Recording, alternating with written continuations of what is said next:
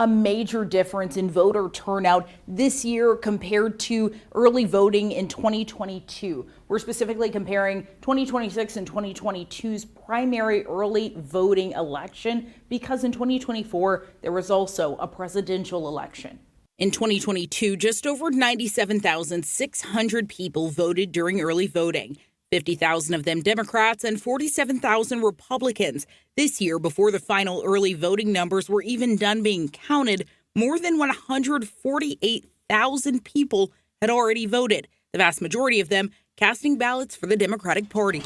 Well, I think voters should expect a long line on Election Day. You can download a sample ballot ahead of time so that you already know who or what you're going to be voting for before you even get to the polls. Now, there have been some hurdles with some voters, this person even taking to social media to share what she experienced. I gave them my driver's license and they asked me to confirm my address because it didn't match my driver's license. It was a completely foreign address. What was your initial feeling after hearing that address read to you that was not your address?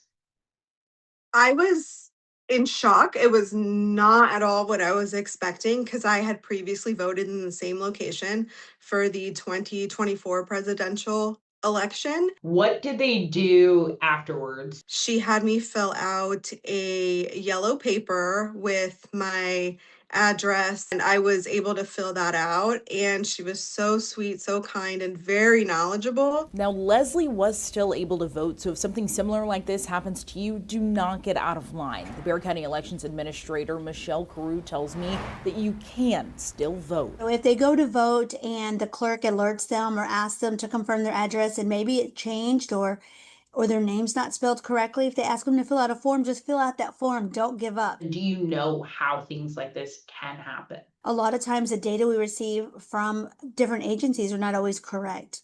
You know, everyone's human. We can make errors when it comes to typing or data entry, and we're always on the lookout for that. So if your address or your name or anything are incorrect when you show up to vote on election day, don't get out of line. You can still vote. And if you're voting by mail, you can take your mail-in ballot to USPS and have them postmark it that date so that you can make sure your ballot is still counted on time.